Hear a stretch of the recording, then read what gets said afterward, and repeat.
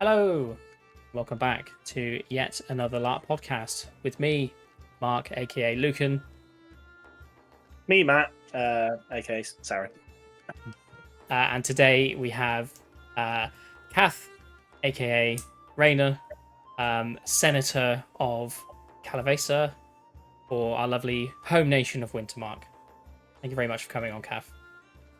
Thank you for having me. No, this is really exciting. You are officially the most icy important person we've had on the stream so far. Oh, okay. I'll make sure to ruin it immediately.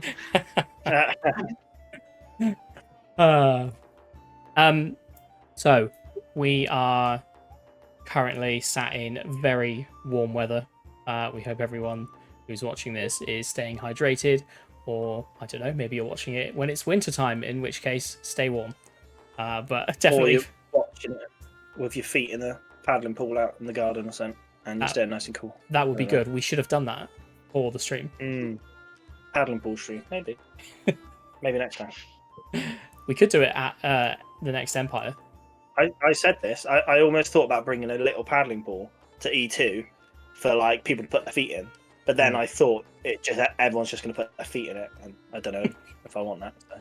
Maybe just my feet. Maybe it's just my paddling pool. Maybe I just don't share it. I don't know. But... Private paddling pool just for your feet. Yeah, and I could just dunk in it if I get too hot. But anyway, on the list as a potential. Yeah. All right. So for today's episode, it's going to be something slightly different from what we've done before. This is going to be the first of our more of a deeper dive into our guest's character and general LARP background, I guess is the right way to describe it.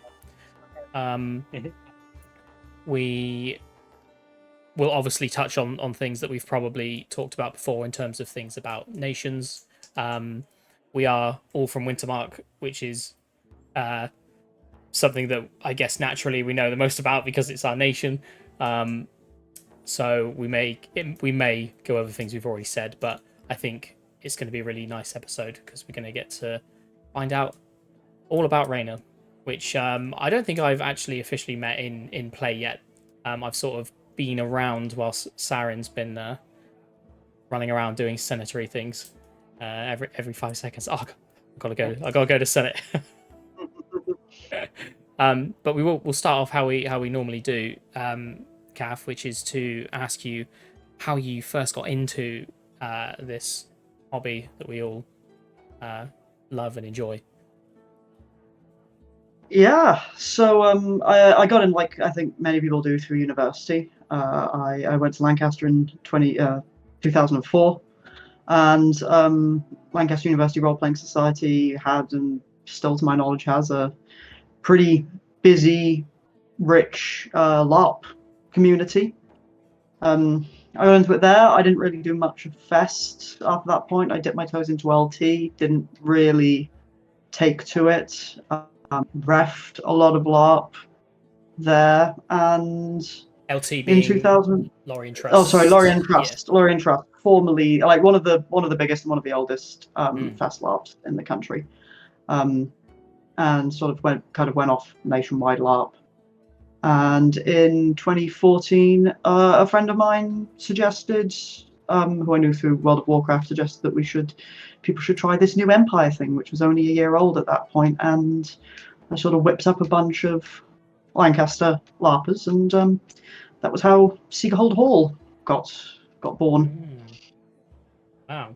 Now, interestingly, you said at the start there, you got into LARP how a lot of people do through university. I don't know about you, Matt, but that's actually the first time I've heard about that kind of entry into LARP. So that's really interesting to me. That, well, first of all, that's had it. One other person, I think, maybe through. Oh, okay. Yeah, my sister as well was through university, but yeah. Oh, maybe it's just me. Yeah. No? I know one of your former guests had the same route as me, and the same on-ramp I did. But yeah. Okay, that's just me being really horrendously forgetful then. Yeah. No, it does sound well. By the sounds of it, Cath, yeah, obviously university is probably a good thing for like all sort of clubs, and obviously a LARP one is no different than others. So, and yeah, I can see that as an entry, and obviously we've had just sort of an entrance to LARP, or to how to find out about it, I guess. I think it used to be more common as well. I think like 15 odd years ago, it would be a lot more common because it was a lot more of the available way to jump into it. But yeah. I probably would have been exposed to it, but I didn't actually go to uni, so I didn't even think about things like, you know, these different clubs existing. So the fact there's one for live action roleplay is very cool, I think. I didn't know it was I think until I introduced my mum and sister to it, and my big sister was just like, "Yeah, I used to do it at uni," and I was like, "What?" She's like, "Yeah." She went to Warwick Uni, and she was like, "Yeah, I did it at uni," you know. So yeah. yeah, so it's quite to think that it's obviously like you said, it's about, and interesting. Yeah. So you've been enjoying Empire almost as long as it's been going. How has your in terms of characters, how's that developed for you? Are you playing your very first character still, or?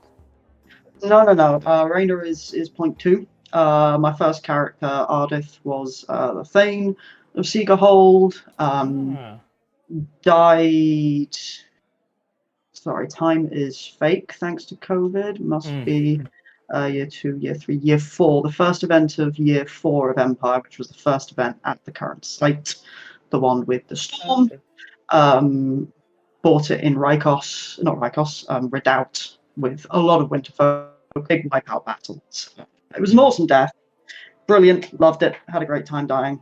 So Ardith wasn't a particularly complicated character for me to play.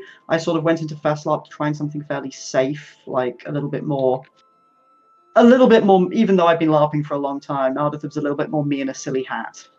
And then I thought I wanted to do something a little bit different after I died. And so, came up with what was initially a sort of happy-go-lucky priest character in the Stormcrow archetype. I really like the description of your first character as you in a silly hat. I think that's very apt. I think Lucan is basically me, but with perhaps not even as silly of a hat, just a slightly different hat than usual. I mean, you could say it's a silly headband because he wears a headband. Yeah. Mage armor headband. And Ferris, my first character, was very much a me in a big floppy hat. So yeah, maybe it's a go-to. Get a hat and you're someone else. Talking about obviously your current character then, Raina. You started out as the priest game. Like, I don't know, from experiences I've spoken to people, like, what was your thoughts about when you created your second character? Like, what was your sort of thoughts about how you wanted to take it? You know, I feel from previously experience, we feel like people tend to push it a bit with their second character, try something different or slightly out of maybe comfort zones. But so I had some friends who were playing Stormcrows, and thus I had a little bit about how it worked, and I saw that it seemed like a good way to get your finger in quite a few different areas of the game. And also for me, doing something different after having gone from like a leadership character, the character who was like the first of the wardens of Wink, I was like, I want to do a support character. That was the initial concept. I want to do like the shoulder to cry on, the person people go to for advice, and that. And as I said, Raina was initially a fairly chill, happy-go-lucky jokester type. So I initially had no intentions of going into the Synod. I initially created Raina as a character. I think she had a business resource. I was just very much going to sort of role play as a Stormcrow from Wintermark, and from a different angle to how I had with the previous character. That didn't last very long, but partly because of the way the Synod works, and I won't derail too much, but if you want to achieve, it was explained to me pretty quickly, and I became aware pretty quickly of how you could use the Synod to achieve things and have impact even within Wintermark. I thought was interesting, so I quickly went just a Stormcrow to Stormcrow and synod priest. Yeah. Oh. The synod is something I have absolutely no experience with. But Obviously, it's we're funny you all say. supposed to be, devout followers of the way and stuff like that. But yeah, it's definitely not something that Lucan has explored yet. Maybe a future character. Well, yeah, absolutely. It's a whole other side of the game which is humongous, and like you said, Kath, with, for example, you didn't really go in to then realise that what the synod, through the synod or using the synod, what you could achieve. Like we're kind of realising that now, right? Where, comparing to like my character who wants to try achieve things, whether they're big or small, and then to find actually synod is going to be one of the easier routes. Well, I say easier routes, but one of the main routes to go down to try get something done. And it kind of goes full circle with tying lots of elements of the game together. But yeah, synod's a big one, isn't it? And it's still something I'm yet to really figure out. But yeah, it's its own game. It's huge. I do find I didn't really. I know obviously religion is part of the point of the Stormcrow and the Synod, but that, whilst I was prepared to engage with it, I didn't really think of it as going into playing a religious character. It was the kind of sport character that was what drew me to it, rather than the theologian or whatever. Kind of learning the way came possibly later than it should. On my first event as Rainer, we were on a battle in Mornwald before Mornwald had been retaken, and Rainer ended up with a small band who were trying to escort some NPCs who were like resistance fighters walled and had been, or spies or something, I don't remember, it was ages ago, and trying to get them back through the gate. And I was engaging with these NPCs, and one of them was being like, oh, we've been here for so long, we've been under Jotun rule for so long, like I don't even remember what the virtues are. And here's me being like, yes, I, a priest, definitely can name all 7 virtues to you right now. I think I did, but it was a bit... Count on the fingers. Yeah. So it's very common, I think. It is. Well, I think everyone, it's so hard to, like, that. Although, funny enough, we've had a chat with a few people that will happily go and like blitz the wiki to learn everything they need to learn. But I mean, it's so much. I feel like a lot of it's just sort of learning on the job. Like if you pick something, you're going to learn a lot by just going in and playing the game. I agree entirely. Every aspect of the game I've played, I'm terrible at doing my LARP homework. I really am. I'm not someone who's hours just perusing the wiki. If I have something specific I want to learn, I will. But the wiki is kind of fake to me unless I can relate it to something specific, and then I will absorb it, but in an abstract sense. Like if I ever go off and play a wizard or something, I'm probably going to be terrible at. I'm going to come in and know absolutely nothing as my character and learn it later. Yeah, imagine that. Something kind of similar. That was basically RE2, wasn't it? Yeah. We went to the Hall of Worlds for but for me it was the first proper time and the first time I'd been doing any kind of voting and stuff on basically I've discovered an entire side of the game that I had no idea really existed. Mainly because people told me not to go to Conclave, but I did. It's shorter than Senate now. It is. It's apparently way shorter than it used to be. Conclave is shorter than Senate. As someone who wants to try experience as much as I can, it's almost like you can't do it. To have Conclave, if you wanted to be a politician in every aspect, like to do you've got Synod, you've got Senate, you've got Conclave to try. It's just, and Conclave itself, if you tied yourself up in Conclave, that's almost your whole weekend. And it's an exact sample of Senator as well. For you. I think it's part of the strength. Empire is, there's the whole thing of Empire. It's a game of profound decisions. But the way to have fun at Empire, step one, is to just accept that you won't do everything. and just make peace with that and just enjoy the thing you're doing and view other things as something which it's fun to hear about around the campfire or later OC hub or in streams like this or through a future character. I think that just has to be embraced as a necessary and fun part of the journey. I think it's Yeah, definitely something I've learned recently, because I'm very much like I want to do everything. So I've probably bitten off more than I can chew with a lot of it. Whereas I'm thinking like future characters, I'm like, I'd love to pick a focus and just go all in on it, and whether that be a priest game where I can just go around preaching, but just make that my weekend rather than trying to do Senate stuff, try do rituals and try do trading, and all of a sudden like you haven't got time to do it all. And again, like you said, it's the strength to the game where there's just so much for you to do, and maybe that values multiple characters, rather than spending. Well, obviously players can do what they want, but you the beauty of kind of going, actually, I've had enough of this character. I'm going to just re-roll and go for something completely different, which is kind of what I did with my first and second character, with trying to do a big shift into doing something different. So again, yeah, I think it's a good excuse to try out different characters as well. If you're putting 100% of a character into one specific part of the game, then it allows you to. For me personally, I could see it being easier to create a new character with a completely different goal if you're only focusing on one thing at a time, because I think it can be overwhelming for sure, especially for newer players. I would say there is a lot going on.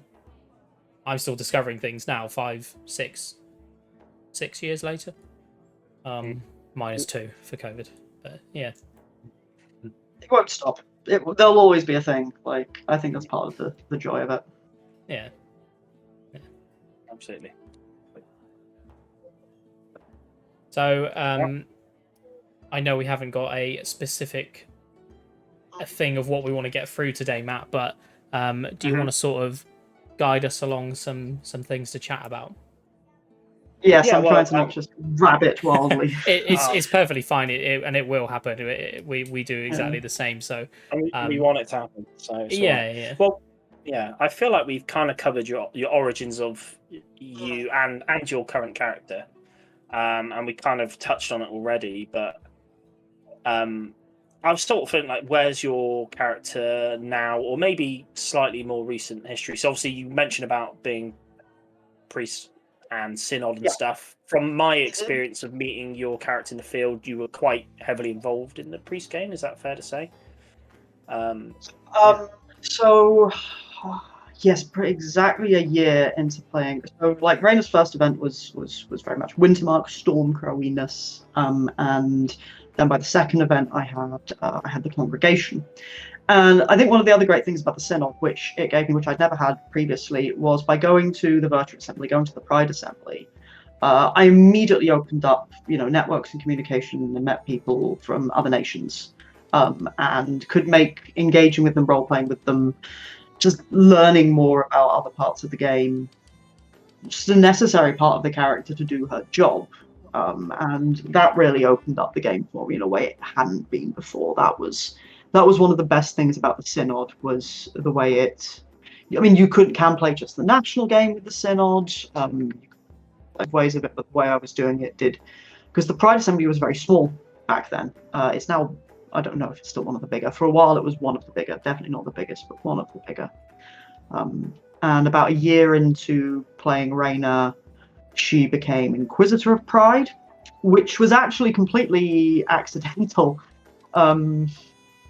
There was an election suddenly for a new cardinal, and back then the Inquisitors were appointed by the cardinals, like the gatekeepers are appointed by the cardinals. They were unelected positions, and the convention at the time was that the cardinals should not choose, well, the convention is still, the cardinals should not choose a gatekeeper from the same nation, because they should be not filling it with their cronies. It's not a rule, but it was wiki encouraged. And the same was the expectation for the Inquisitor. And the incumbent was Highguard. And we knew it was very likely that the new cardinal, because the previous cardinal had died, was going to be from Highguard, in fact, from the exact same chapter. and kind of in the conversation of the hustings, which ended up chairing the hustings as like a neutral candidate, a neutral figure in the assembly. Sort of went, look, I know that like we know Avril's doing a great job, but like if Azaka gets Cardinal, then she probably shouldn't be Inquisitor. I'll do it. I don't know what I'm doing, but I'll learn. And apparently that was good enough for the new Cardinal to go like, all right, kid, I'll give you a shot. And so like that was my next tag to do wiki homework, was to go, right, what's an Inquisition? What is this job that I've just picked up? I see. How does it work? So yeah, it literally was just a sort of a moment of, I'll do it, and completely derailed the character in a great way. And you know what? I think that's probably one of the best ways to get into something, is when you're not necessarily expecting it at all, and it just sort of happens to you. I think that's really exciting in terms of a role playing perspective for players. Yes, nothing like that ever happens. I try and get out there and do stuff, and nothing exciting happens. So it's good to hear that it does happen for people. I think that more things have happened in this character which weren't planned, which I didn't see coming. And you'll have average events, you'll have naff events, you'll have great events, and then something suddenly will just come out of the blue and turn everything upside down. I think it's a great way to just, again, show how the game works, because I feel like, as someone who does it quite a bit, you run around all event like desperately trying to find something or trying to do something, and it's not going to come to you. But sometimes just going out and doing something different, and all of a sudden it will pounce on you.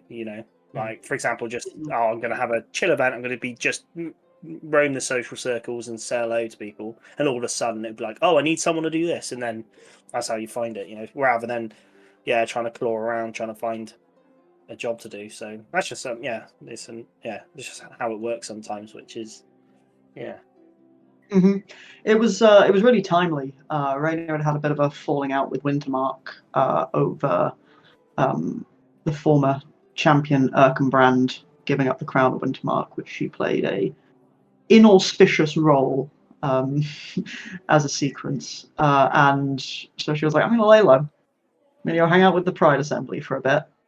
It was also the same event as... Was it the same event? Yeah, it was the same event as the trial of Dogry Thulsbane. Blazingly hot event. God, swelteringly hot.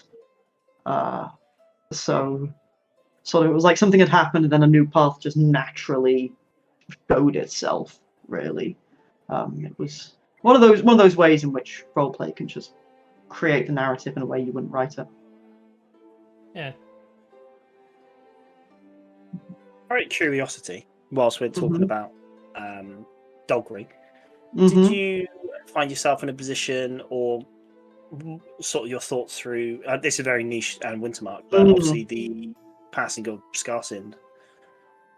Did you find, I'm someone who doesn't know too much about how it happens, but was the National Assembly involved in that? The passing over of Scarsind happened before I started playing Raynor. Okay. But I was playing a Thane of Wintermark, a Thane of Scarsind when it happened. It was a decision by the Thanes Council. It's my recollection of it, and I believe my recollection is that the Crows supported that.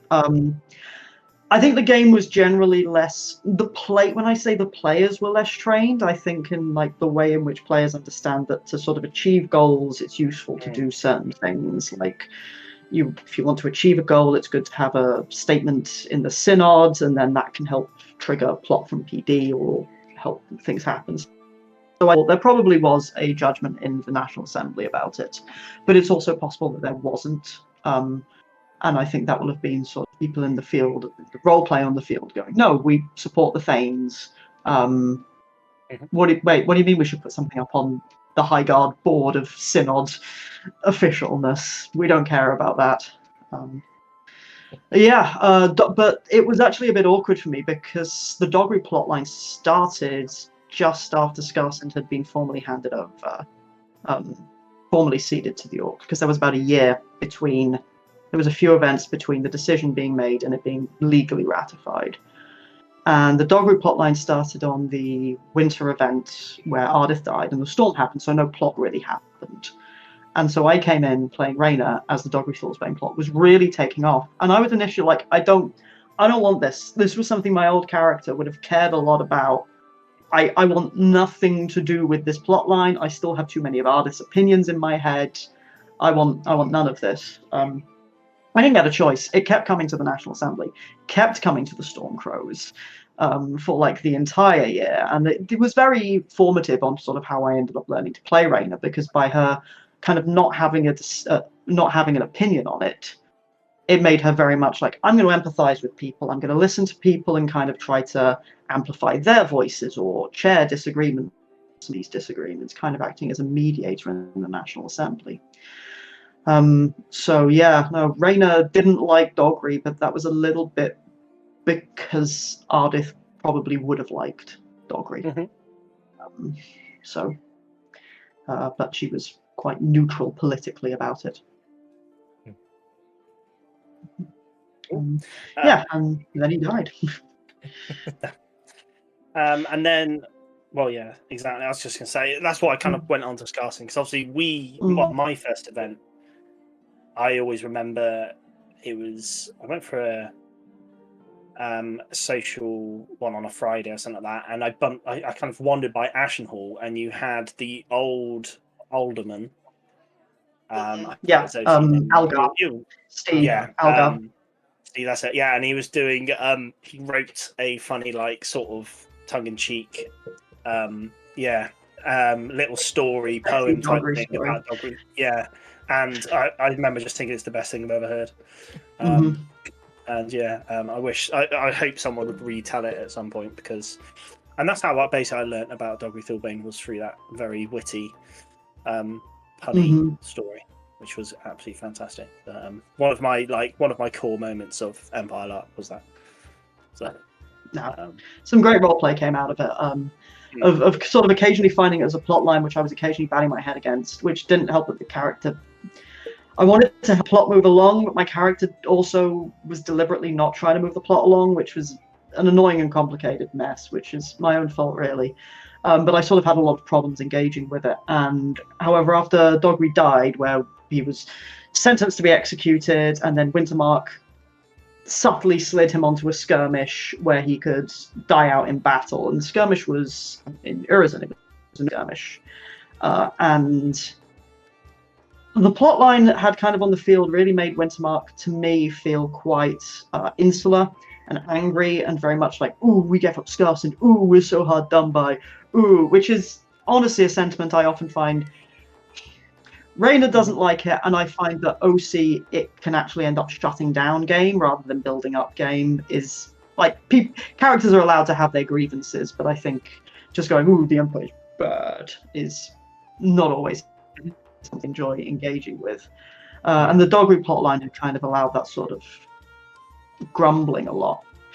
But after the skirmish was over, one of the Urizen, Tamwin Ankarian, played by someone who later became a friend of mine, it was actually the first time I met Izzy,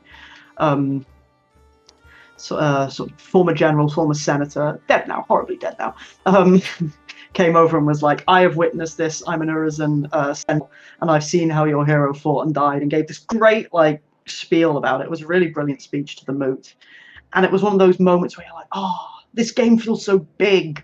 Like, this is a plot line which now actually doesn't feel like it's making this corner of the field turn in on itself, but has drawn in other aspects of play, other characters coming in, other nations caring about this. And so, like, for me, that was sort of the perfect ending to the storyline of reaching out and creating something new, creating more bonds, creating more roleplay connections, creating more opportunities. I guess that so it's almost like pros and cons of the game and the field and everything being so big. Is I kind of get when you're sort of saying how sometimes, well, Wintermark sort at that time felt sort of quite insular. Like, I feel there's similar to that currently. in a way, probably not as bad as you once thought, but and it's quite. Sometimes it's hard to Well, I'm sure Mark would agree. Like we spent so many events like in Wintermark, and all of a sudden you're like, there's a whole other world out there. There's a whole other field, and it's and you get kind of And I think maybe you're lucky in your well, I say not just because you're in that position, but anyone could be getting out in your position where you get to interact easier with other nations. Like that's such a great part of the game, where you've got all these other nations that you can go interact with, and then you have international sort of relations and stuff like that. And sometimes it's easy to forget that there's all these other nations out there, especially when Wintermark, although not the biggest anymore, right? But Wintermark, for the most of our LARP careers, was the biggest. I think at one point it was like the second biggest LARP in the country or something. Silly I think fourth. Wintermark, fourth biggest LARP in the country or something like that was the joke. Yeah. Now Navarre has taken over, but sometimes it's easy to get lost in such a big nation, and it's just remembering actually we've got other people out there, and and it is a nice experience when you get other nations interacting with yourselves, or going out and interacting with other nations, because it's obviously other nations altogether. Like you think Wintermark, like we know a lot about Wintermark as players of Wintermark, but to go into the Brass Coast and you go talk to someone and you think, oh, I don't know anything about their customs or whatever like that, and then they've got the same opinion on us, so it's kind of cool to have those interactions. And just in my opinion anyway, I don't know.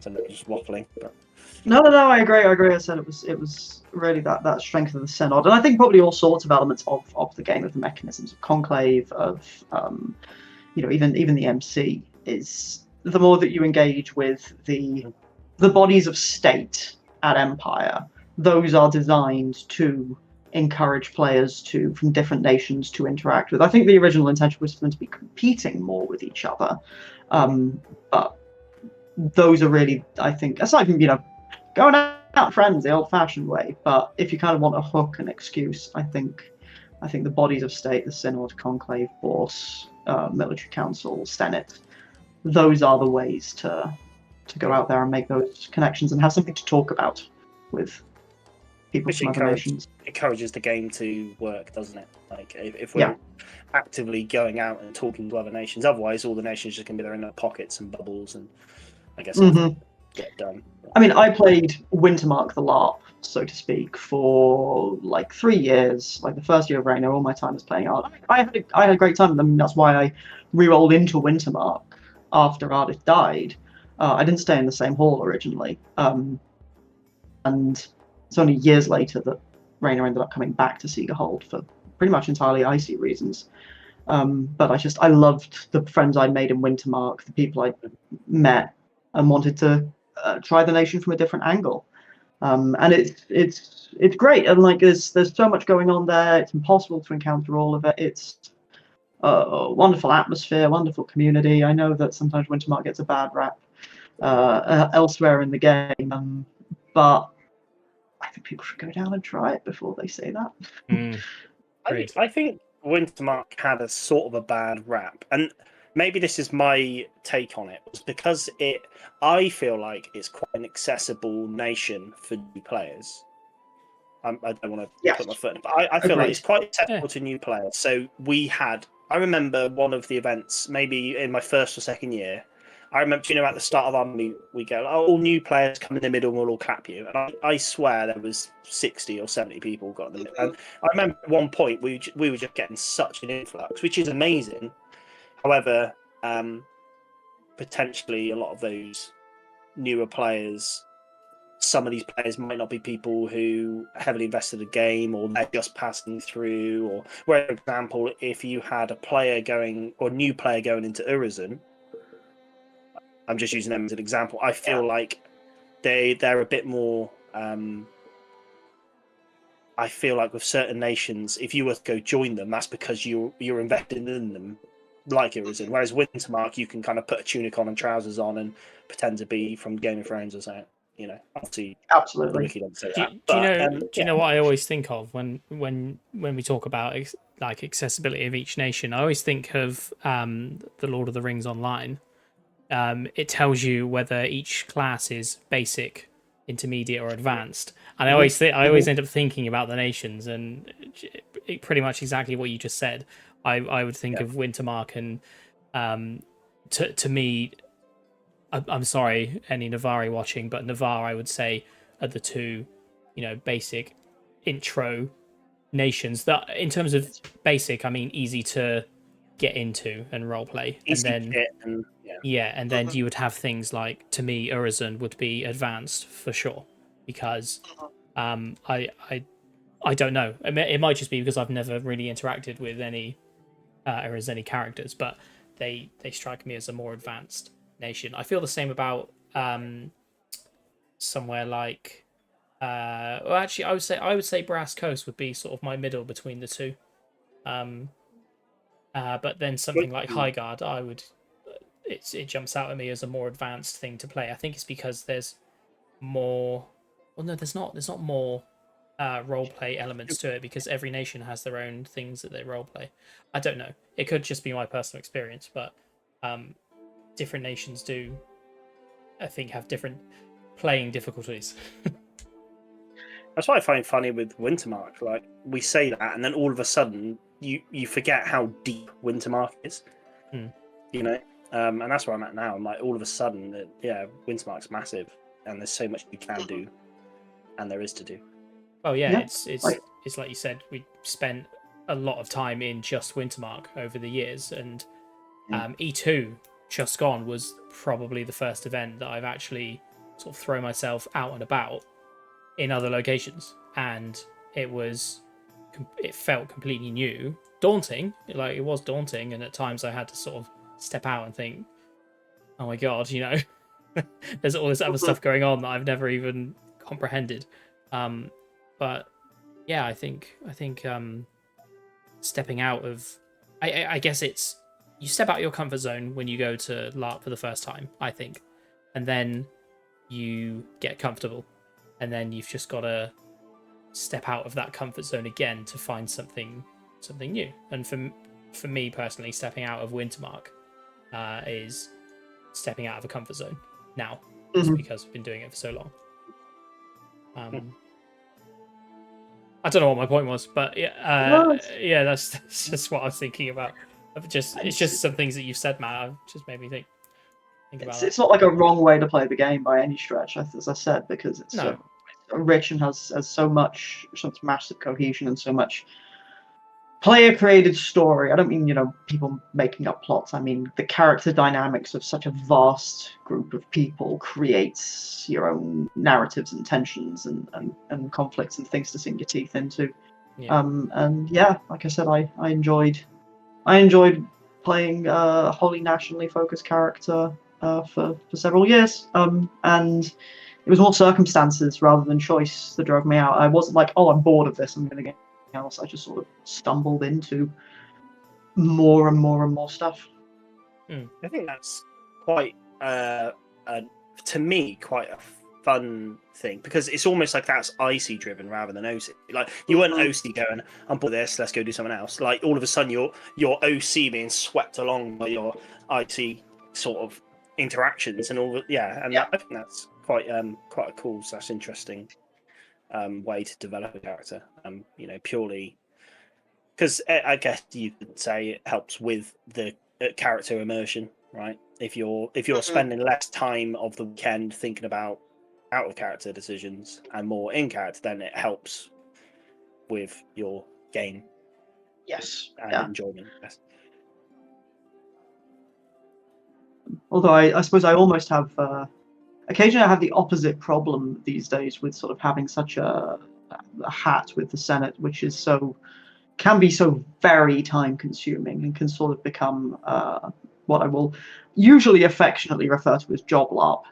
But that did sort of mean at E2, I came in and I was like, right, my to-do list, top of it, is just to do some silly, superficial, character-based roleplay. Like, I'm clocking off from work. I'm going to make sure that Raina sits down and has some drinks with her friends, and engages in interpersonal role play. Because like, if you're not getting that, what's the point? Like, if I can't have dramatic conversations interrupted because the speaker says Senate will stand, and then you can't have that dramatic conversation carrying on anymore. I don't care if I get a dozen commission slots and spend 1,000 thrones. Pointless. It's pointless if I can't be a little bit melodramatic while I'm at it. I think it raises a point of, obviously, there's so many levels you can take at that weekend. You know, for example, you can go from very busy in character moments to, do you know what, I'm going to spend this weekend just chilling, obviously being a senator's pretty flat out. But if you weren't, for example, and you were like, one event you're going to be running around like a headless chicken, and the next event you're like, actually, I'm going to slow that down. And you kind of, it caters for everything. You know, we've definitely seen that, where sure, you can make yourself busy with conclave, synod, senate, anything national wise, or you can like, let's go spend Saturday checking out the tea houses and try find a nice warm drink. And we did that last year, didn't we, Mark? Where we literally went to Loomies for like 2 hours and just sat down and chain drank tea, which was lovely. And it's a really nice. I guess it's down to you what you want to do, but it accommodates for all of that, really, which is lush. That was a good day. We drank tea and we bought bourse resources from traveling traders. Yeah. I bet everyone else was battling. Yeah. And we were like, we're not battling today. We're going to go to Loomies and drink. I think I was having apple and gin tea. Very nice. I don't know what I was on. Maybe hot chocolate. Chocolate in the morning. I do miss. That's the thing I miss from now. I'm battling. Now I'm generally battling again. I used to love as Raina. Raina and Vaco, her best buddy, would sort of basically wave Wintermark off the battlefield. Bye, kids. Don't come back too dead, and then just go off to Bitterbark in the bar, and have a nice cup of coffee, and then everything would like explode, and you'd have synod meetings and blah blah blah blah. getting those chill mornings around camp was just around Anvil was always really nice, always really nice and relaxed. So, how come Raina's decided to do more battling now? Because you were saying you weren't, and now you definitely have, because I've seen you a lot. Yeah. What's that decision, or was that purely OC? It's twofold. It is a little bit OC. I was always very enthusiastic about LARP combat. And Ardith was a combat character, but I busted my knee in 2014, about 5 minutes after starting Empire, practically. I got through one event and then busted my knee doing LARP in Lancaster. And so that's like been an on and off road to recovery. I battled a lot still playing Ardith, and then I started playing Raina. And because Raina cared less about the fighting, it gave me less motivation to sort of strap up the knee brace, deal with the problems, the anxieties of being slow, and my fitness obviously taking a tanking because of the knee. And that's improved over recent years, like time, practice, gym, training, all that good stuff. And also one of the things I see used to be in Sherrod Hunters Hall before they stopped doing Empire, and they didn't really have kind of much of a battle unit, or at least certainly not at the same time I was interested in fighting. One of the two didn't align. And then Raina, I honestly cannot remember why Raina was like, I'm going to Stormcrow with our generals taking the field and be the crow kind of watching over them, which was made easier by the fact that like Osric's player Connor I've known for donkeys. Obviously Seegerhole, obviously part of the Seegerhole gang. And so that having people to battle with, having characters Raina cared about, because she's not a heavy invested combatant, she's a short spear skirmisher. Having characters around that she cared about in the battlefield made the battlefield more fun. So it's just finding ways of making it fun. Like, I have no interest in getting stuck into a thick Wintermark shield wall and battle line. I did it as Ardith. Ardith was sort of in the proto Heart of the Mark, Ardith was kind of one of the shield captains, and I'm not doing it anymore. Can't be bothered. But yeah. Battles are always still a bit hit and miss for me. Sometimes I have a brilliant time. The E3 battle last year, which I think you were on, Matt, with the rituals, when Icy everything went completely to shit. It was Icy. That was a disaster. OC, I had the time of my life. But I think the E4 battle, I had a bit of scrapping in the woods, and then it was just sort of a line marching across a field, and I was like, I'm just gonna sit here with my short spear. Yeah. I find the battles are quite hit and miss for me anyway. I find I get very Icy and OT frustrated at what happens, and then obviously then I don't want to make negative of it, so I'm just like, you know what, I'm taking a step out from battles for now. But my next character, I plan on doing battles more and try to just get stuck into it. But I guess battles. I'd like to do more skirmishes. Yeah, I'd like to play a character who's a skirmishy character. Rane has done a handful of skirmishes, and they've always been kind of weird, like slightly weird or plotty skirmishes, rather than just the rock up with 40 people skirmishes. And partly because of that, I'm like, this isn't how I'd want to lose this character, because this character doesn't care about them. So, but I do want to play a character where I'm like, screw it, they're there to tool up and go out on as many skirmishes, and I will regret that immediately. I will fall over and just sleep in a corner. But it sounds good. It sounds fun, surely. I think you touched on a bit as well. Yeah, I was just going to say I'd like to also do a skirmish character at some point, just because I am so scared of taking Lucan out on a skirmish now, because he's survived so long now. Like we did skirmishes in the first year or two of Lucan, but yeah, I just don't want him to die on a skirmish, and I know the first one that I set foot on, he will go. It's just Soslaw. I'm saying you almost have some sort of control on how you sign your long time character off, and I'm always scared about it being in a big battle where you go on and it's just really poorly planned or whatever, or it just doesn't go to plan, and you're sat there really annoyed because something stupid happened, and all of a sudden cut down. You're like, well, that's how I go out, and yeah, that's what my fear is. Like a few battles I've had where it's been quite frustrating, and I'm like, haven't enjoyed this. You know, like my previous character died in battle, and I was like, yeah, cool, happy with this. You know, it was a fun battle. But yeah, I don't know. I think it's. I think you kind of have to think about less about the death, because almost nobody tells stories. Not that many people have big stories about how they died. Some people do, but a lot of people don't. And almost nobody has big stories about how somebody else died. Those are very, very few.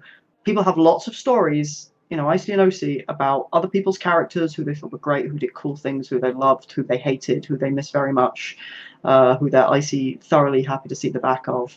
But I just don't think deaths don't make the character. And I think I've known many people who've had like really rubbish deaths of really great and beloved characters.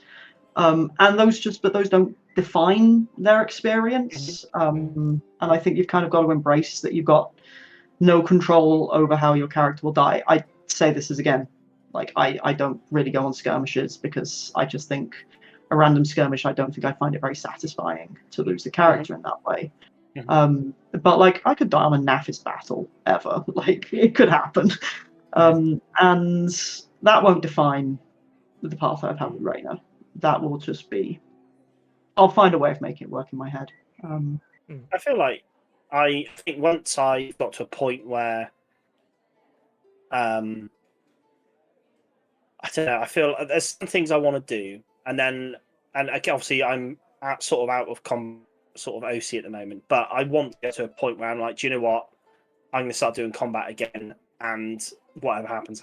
And I want to be in a position where I'm comfortable just being, and it will come back definitely. But at the moment, again, I try and get my head. I'm just not someone who enjoys LARP combat necessarily.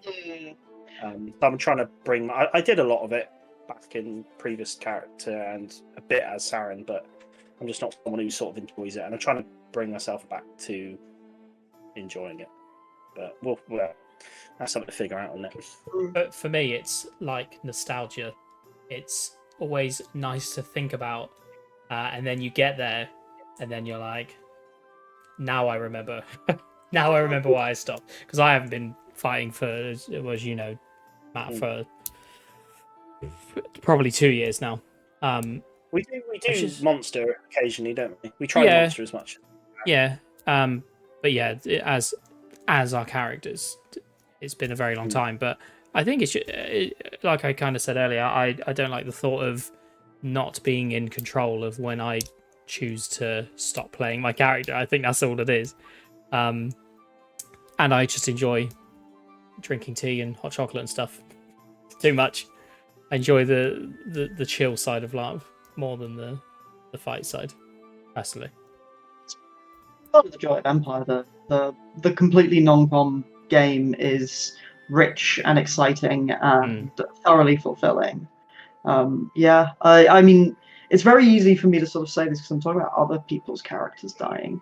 But I also think kind of the suddenness and the sudden brutality of it and the kind of unexpectedness can create incredibly good and rich games. Like I think I've sort of had two ends of the spectrum experiencing it. When I played Ardith, a friend of mine, her character died and she re-rolled as like Ardith's long lost sister. Ardith's long lost sister survived about 18 hours before the war rhino got her, which we rolled with it, but I think like that wasn't, it was incorporated into the character and part of the character's angst and drama, but it wasn't good really. It was just a thing that happened and sort of made the character more depressed. But then I think of like there was an E4 2018 had like a bunch of really lethal Friday night skirmishes like across Empire,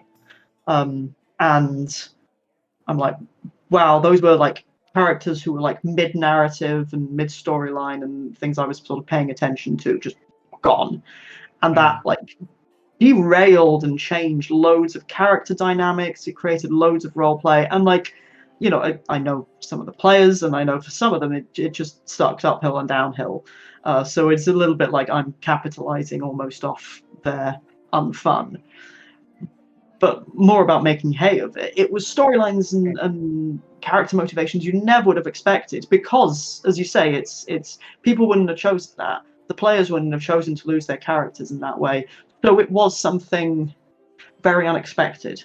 It was the kind of thing you don't get in the TV show, because the TV show would never kill off those characters like that. It was a completely different flavor of drama and agony.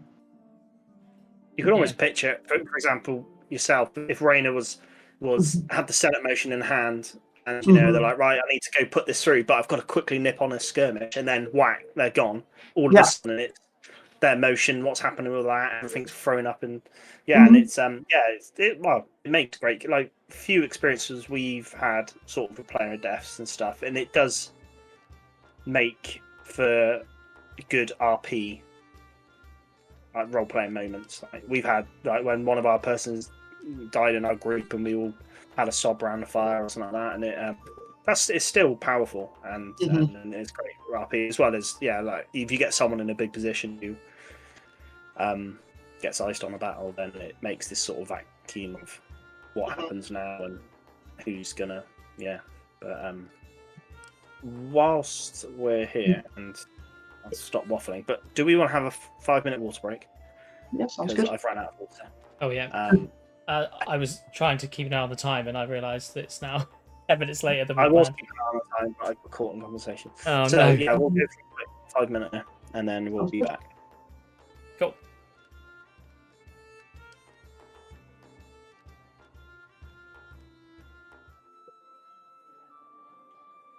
And we're back. Hopefully everyone's freshened up and got some water. I have turned the fan up to Mach 3 in an effort to try and cool down a bit. To warp 10 or... Yeah, if I start taking off, you know, I've put the engine up too high. Where were we, Matthew? Well, we're gonna maybe catch your experiences on the Senate game, Kath. Or Okay. as I would, if anyone doesn't know, that's kind of where you're at currently, isn't it? Yes. So Yes. It wasn't ever something I originally planned on or expected for the character. In 2019, playing Rayna took me nowhere near the Synod for quite a while, and I planned on on having Rayna run for Senate, in like after E4 2019, so before the pandemic. And I was like, oh, the seat's open. I'm looking for a new direction. I could give it a try. And that was really sort of the extent of the motivation. And of course, not being able to do that for like another 2 years made it a hell on the kind of the mental pressure. But yeah, no, it is a great game, and it is very different to anything else I've done. It's got some really great layers. God.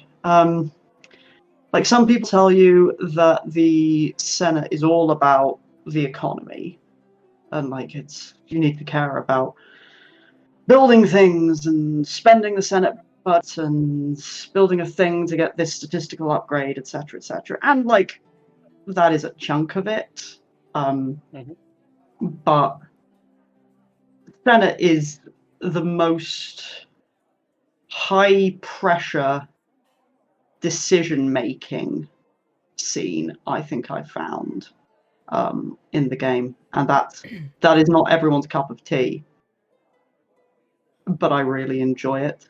I really enjoy, like, there's a theatre to the Senate floor, both IC and OC. IC kind of you want your character wants to have your voice that's listened to, and OC you want to make the experience there fun for everyone, which includes the people watching, the people in the gallery watching. Yeah, it's. I mean, I'm always much more interested as a role player in soft power, in kind of the power of relationships and influence, rather than like this. My character can submit one motion every season, which can do all sorts of things. I think I have only barely scratched the surface of kind of what wacky stuff could I try to get away with doing to reform or change things. But that is very often just a percentage of what you get up to as a senator, of wheeling and dealing and agonizing about, we can only do two things. There are three great choices. Which do we do? That is kind of the high pressure decision making in a nutshell. Yeah. And then I guess that also, yeah, like you said, it's these sort of relationships you're making, or I guess having to make as a senator. It's your job to reach out to other senators, and then by creating that relationship, that's where these, like you said, these high pressure situations or decisions may be made slightly easier by having easier or harder. I mean, like, yeah. Oh, harder. Like, I could come in and I could very easily be a senator who doesn't really speak very much, who uses their motion for kind of administrative things like appointing, starting up the elections for ambassadors, or also does something on behalf of someone else quite a lot in my motion, and not really say much. And you could do that. You probably wouldn't be a great senator, but you could do that. But having, like, investing time in reading the Winds of Fortune, forever job, and kind of having relationships with as many possible senators in different places kind of invests you more in the decisions when you're like, oh, so and so is doing X, and I know how hard they've worked on this and like what it means to them, but so and so is doing this competing thing, and I know how hard it is and what it means to them, and it can really lead to some brutal decision making of what you do and what you don't vote for and what you vote against, which I think makes it very, very rich. But knowledge is a poisoned chalice on the Senate floor, because it's very rare that knowledge will make your decision easier. I think I could say by doing by like I said, if you were that senator who stands in the back and, like you said, does uses his emotions for someone else on other people's behalf, or to do then, or compare it to like someone who gets heavily involved with other senators, and you're almost cementing your re-election. Maybe, if, but if, that requires other people to pay your electorate to pay attention to what you're doing, or for you to communicate it to them. It's one of the, I think, yeah. Yeah, I was gonna say it's one of the problems with Wintermark being so big, of kind of getting the word out there and going, this is what you're doing. Because also for a lot of people, if I turn around and go, I built a great work in Kallavesa, a lot of people will go, what the hell is a great work? And being able to sort of communicate what you're doing, what it means, and also how impactful you were for it, is quite difficult. I think that the Senate game is quite misunderstood by a lot of people, because I think the Senate game doesn't affect your character until it does. I think the decisions of the Senate are often irrelevant to but only to a small percent. They're only relevant to a certain percentage of people at any given point in time, and they could be very, very relevant. Like getting a great working Kallavesa boosted every single person who has a herb garden in Kallavesa. That's a big deal to all of those people. Irrelevant to large numbers of other people. So yeah, it would hopefully link it, and you would hopefully it would help re-election, or at least hopefully it would help other characters have an opinion of you as the senator. I would hate for Rayna to lose the seat out of disinterest. I want her to lose the seat because either she dies, because Saren is better, or for those that don't know, there is a conflict of interest going on here. So Saren is the proxy to Rayna for Kallavesa senator. So run twice. It's a great way for him to sneakily work out how to. I'm currently taking notes as well. Yeah.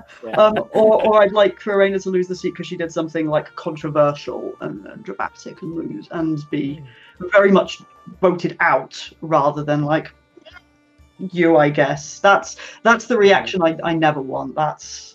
That is the fail condition for me. Is you want to go big? If you want to go big, yeah. Or even if it's someone going big for someone else, that's I want there to be big feeling somewhere by whoever is making those decisions. You want there to be sort of a big story around it, not just a fizzle out, is it? Yeah. Yes, that's always the fear. Fizzling out is the fear. Yeah, and I think the Senate game can be quite technical. I really didn't know how it worked until I did it, which is the other thing. I think if you think that it's big and it's scary and you're not sure that you want to get into it, first thing I'll say to anyone is senators always need more assistance. A second thing I'll say is assisting senators is probably not always that glamorous, but Matt could probably tell you better about that perspective of it. Sometimes it's just boot leather, and sometimes it's nothing, and sometimes it's boot leather, which is it's very inconsistent amounts of help. But also, you definitely can do it. You definitely can learn what it all means, and you can learn on the job, or you can learn by assisting, or you can learn by reading. But none of it is beyond the wit of any player to figure out how to do. Another good way of getting into it, I think, is to go along to Senate and watch from the sidelines. I don't know if it's my age finally coming into play, but I really enjoy watching real world politics when they're kicking off, and for me that parallel is very entertaining within Empire, watching the debates go on in person. I try to, if I know something, I mean, sometimes you don't know how spicy a Senate session is going to be, but if I know something big is kind of going to come up, I do try to tell people, and that's very much that's an OC decision as much of an IC. That's this one might be fun. People come and see the thing. Like last event with Spiral becoming a league city. Yeah. It's just absolutely wild. I'm not sure if it was part of. I don't think it was part of Senate, but when Matilda Fisher came to visit and they took her into there, that was really fun to watch. But That was pre-Senate. That was immediately pre-Senate. pre-Senate, because the senators, we were like, "Excuse me, our Senate session is about to start," and there was, militia and Senate guard, and we were like, "Actually, legally, we're the ones who have the right to get through you," which they stopped before like a bunch of entitled politicians sort of pushed their way through an angry crowd of marchers, which would have gone very well for everyone involved, I'm sure. But yeah, that was being outside in the crowd for that, waiting for Senate to start and chatting to some of Raina's marcher buddies was like, oh, this is off the chain. We were extremely lucky to be at the front of the gallery. Excellent. It was a lovely view. There's a nice picture of us somewhere, Matt, actually. It's on one of our background videos. I'm not sure if it's on this background video, but didn't we make it to a Wind of War or Wind of Fortune? If it's the picture I'm thinking of, it's definitely ended up or one of the emails, maybe. It was one of the wins, I believe. Oh yeah. I remember seeing it on Facebook. Did it? That's good fun. But, well, I was going to say I was going to ask what would be advice within your game, whether it be Senate or you've just covered the Senate thing of, but I guess maybe someone wanting to look at priest/synod stuff. What would sort of we've probably again already covered this whilst you were talking about it, but if you could give a nugget of information to a new player or someone looking to go into someone thinking about synod, I think I'd view there are many different kinds of ways of playing the synod, and that's a good thing because it means there's lots of choice. Like if you want to play the national game with the synod, you can, and that's a really great way to be involved in kind of things which will impact your nation, like show up to National Assembly meetings and find out what's going on, or just be a synod priest and start sticking up your opinions on the synod board and see what happens. I would personally encourage anyone who's playing a synod priest to try the National Assembly and to try the virtual assembly meetings and try the whole lot. Because you might not find something that's your cup of tea. You might not care about your virtual assembly at all. You might just want to stick to your nation, which is usually the way around it goes. I don't really know many people who are involved in their virtual assembly but aren't involved in their national assembly. But try it. That's my advice. Try it. It opened up my game. It is the one thing which opened up my game more than anything else was the synods, was using the virtual assembly of the synods to meet non-winter markers. So try it. Am I right in thinking as well with synod, or maybe this is national assembly, so as a priest you could physically just write down your opinion on a subject and then put it up, and then people will then agree or disagree? Because if that's sort of the case, that's quite easy, but it's quite an accessible thing for any priest player to go and do. Yes, there are a lot of ways of doing it. Yeah. There are a lot of ways of doing it. You can kind of workshop it beforehand with priests, and if you want anyone to vote on something, obviously, talk to people who can vote about it. But you can, the number of times Raina just stuck up her opinion on a thing or got someone else to do it, and just sort of let the chips fall where they may. It happened a good few times, and often it creates conversations. It's easier for you to then create the conversations but you can.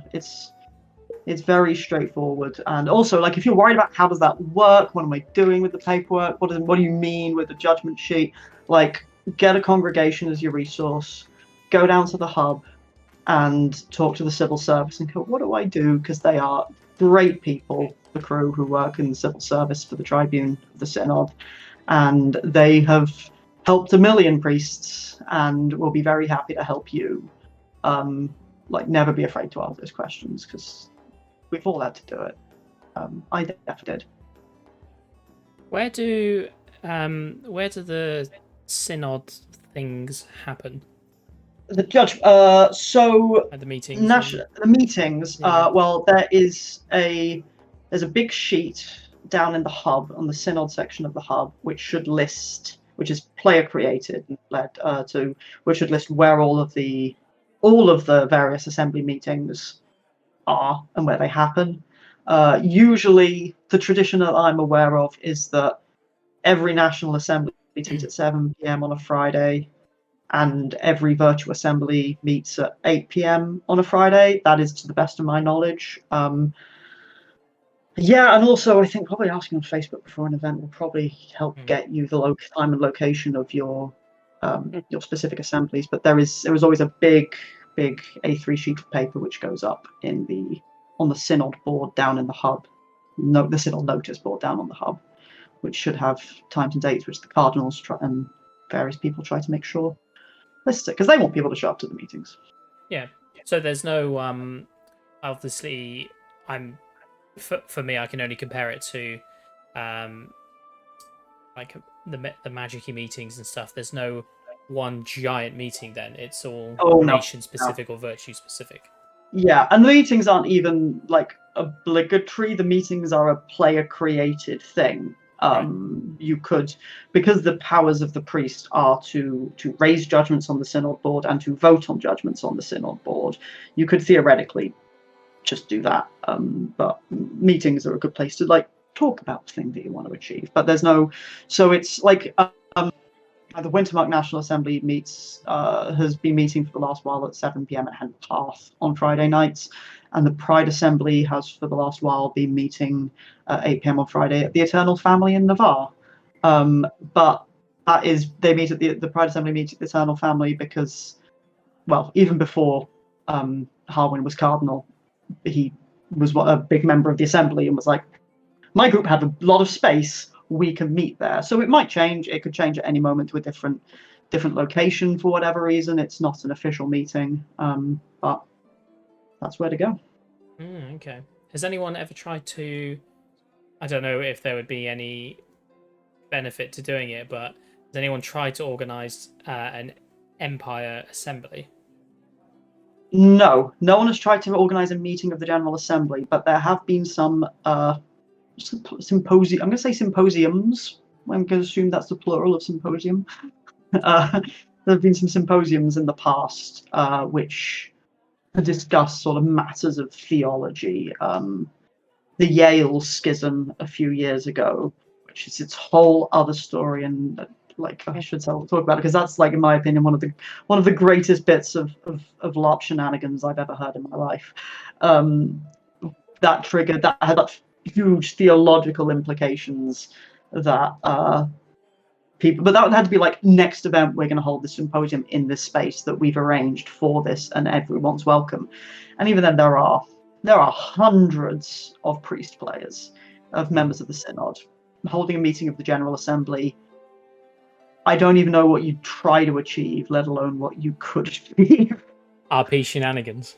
Shenanigans. I think a mob. I think you would achieve a mob, which bug or feature. Oh, that's really interesting. I had no idea. Obviously, there's no there's nothing like the Hall of Worlds for it. So yeah, I'd never really thought about the kinds of meetings that they would have for. Oh, and the secret bonus priest meetings. There are two kinds. One is people who you run into when you are reading the judgment sheets on the Synod board, because chit chat you have while you're reading stuff next to someone, very important chit chat, and chit chat you have in the queues to vote, because you're thrown in with I've made all sorts of interesting conversations. The queues are pretty quick, I think, aside from last event, but it's still a couple of minutes with a random person, completely random to you, but you're all there for the same reason, so it's a surprisingly good mingling opportunity. Yeah. Priest games definitely interest me for like future characters. It'd be that whole. It's sort of comfort zone of, it's a whole other side of the game that I haven't explored, but it does sound very interesting. I get this with every time we start talking about a side of the game, then I'm like, oh, this is really interesting, you know. But priests definitely there, just because it's something different for me. Excellent. Well, we've talked about how you got into LARP in the first place, and what has led you up to this point. Maybe it might be fun to have a real quick chat before we finish about what your future plans are as Rainer or not as Rainer. Oh, I mean, future plans as Rainer not even just find out and play. It's very much seeing what happens. Some of that is find out and play. Some of the senatorial stuff is a bit FOIP, but a lot of it is just I'm just kind of taking it as it comes. I think like if Rainer died at E3, I would almost certainly not be sad. I would be very satisfied. I think like I have no intentions of retiring the character, but she's had a great run and could be hit by a cart on the way to Anvil, and I'd probably find it funny her having a very ignominious end. But for other characters, nothing is too concrete because you never know what mood you're going to be in when you die. But for step 1, guaranteed leaving Wintermark. I will almost certainly go to Dawn. I've wanted to play Dawn for a very long time. Dawn was my first choice when the group was figuring out like which nation we'd join together. I'd be very tempted by the League, but I think Dawn is my first choice. And in terms of like area of the game, a bit of me is like, oh, I could try the Synod in a different way, and by moving to a different nation, that would be the new ground, and do something I'm familiar with in a new nation. So kind of baby steps of moving out of comfort zone is kind of tempting. Or I do think maybe try magic. Maybe try like even if it's just coven-based ritual stuff or conclave or both. That's an option. But really, my headline plan for Dawn is I want to be a Dawnish wine aunt. That's what I want. I want to wander around being gently sardonic at things with wine. That's plan A. Everything else is debatable. Well, I think that's a pretty good plan. Mm-hmm. There we go. Look, there's a little picture of Rainer. Look, we should have put this up ages ago. If anyone wants to meet Rainer in quite person. an oldish picture, I think. Because I can't see this. Where? Oh, yeah, Matt sent it to me about 30 seconds before we went live. Yeah. I forgot to add it. There we are. Yes, that is all. That's my wiki. Pictures on the wiki. That's your wiki picture. That's actually not even the picture of Rainer on the Kallavesa page, but yes, it's I think this picture is a Steph Morris picture for credits purposes. It was taken at a player event where it snowed overnight, and then we all went out into we were like photo op. Let's all go. Yes, that's what I like about the Wintermark Facebook is every time we have a snow day, it's just like bombarded with everyone doing kit photos. It's almost everyone's like rushes home from work or school or whatever and be like, quick to get in kit. There's snow, which is great. Awesome. Gosh, that's an old picture. Yeah, apologies. No. We always bring up old pictures. It's on the wiki. It's a great picture. I'm happy with it. But yeah. You've got your trademark hat as well. Yeah, the trademark hat. Can't lose the hat. I need to really. That's my most important plan for the next event is try to do something to make the leather on the ridge of that hat, like on that the beak, more rigid because it's just getting so floppy. Really know what the solution would be. I guess just more leather. Yeah. But I'm gonna just I'll need to ask someone who knows better. I'd just be like soaking it in cold and then hot, the heating it and cooling it, the leather, and see what happens. Yeah. Excellent. Well, Matt, I don't know if you have anything else. This is purely for my own curiosity, but you mentioned right at the start that you started with Lorien Trust. It's a LARP that neither Matt nor I have any experience with, but we always like to hear about other LARPs. How would you describe that in a 1-minute description? I mean, bear in mind, disclaimer, I don't think I played Lorien Trust since like 2008. I think like we're talking, I think it's changed a lot by then. I think everything I hear of Lorien Trust and from which kind of connects with my memories is it's very newbie friendly. It could be a great opportunity for it. It's a bit more easy. It's less setting intensive. It's less kind of costume intensive than Empire. But I think it's a bit more kind of full color hijinks and jokes fantasy adventure. Is maybe a bit more D&D style. I think so. fantasy. Yeah. I mean, like I said, I'm someone who tried it and it didn't really jive with it. But I do have friends who have done it for years and still do it. And mostly, I get the impression that they go to kind of have a bit more light-hearted fun, which sounds nice. It does. There's nothing wrong with finding that in your RP. I personally definitely prefer the lighter side of things, I think. Although we haven't had to deal with anything too dark yet at Empire, other than a couple of friends in other groups that have characters have died. It's pretty heavy, and that was only 10 minutes worth, and that was enough for Lucan. All right, Yeah, like I said, we're here to have fun rather than work LARP, which sometimes it can feel like. But yeah, but some people enjoy, heavy, darker RP.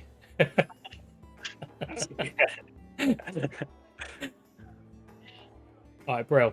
Well, Kath, thank you very much for coming on. That was really, it was informative, and it's just always lovely to hear about people's specific stories and experiences within LARP. So we really appreciate that. And are you at E3? Oh yeah. You won't get rid of me. You might get rid of Raina. You won't get rid of me. Yeah. We'll see you in some form or another. Yes. Thank you very much, folks. This has been great. Excellent. We're glad to hear. Yeah. So we'll. I guess we'll sign off now. I don't know what we've got coming up in the future, Matt. I should have checked the list of things. Oh, it might be a nation. It might be a nation next. It might be marches. Oh, it could be actually. Yeah, I think you're right. I could check. Well, while you're checking up that, then we've got E3 of this year, 2023. We might be watching this in years to come. Who knows? Yeah, we've got E3, and then we've got not too long of a break, and then I think E4. Yeah, it's obviously it gets condensed and it all sudden happens at once. And yeah, to answer your question, it is the marches. Well, there you go. Tune in next time to find out all about the marches, what they get up to, eating apples and stuff, no doubt. Yeah. So thank you everyone for watching. We hope you enjoyed. As always, like, comment, and subscribe, as they say. We do actually, we really enjoy when we do get comments on when this is out on YouTube. We love hearing what you liked. We even love hearing what you didn't like, so we can improve. Hopefully you've enjoyed everything today. Check out all the links that will be in the description. Come and join in the Discord. It's getting, I would say, more and more active as the days go on. If you want to see what Matt's growing at the moment in his garden, or what I'm failing to grow, we've got a lovely gardening section now. Yeah, so it's not all LARP. There's other stuff going on in there, but runner beans and strawberries. yeah. Bro, so we'll sign off now, and we'll catch you on the next one. Thank you very much for tuning in. Bye.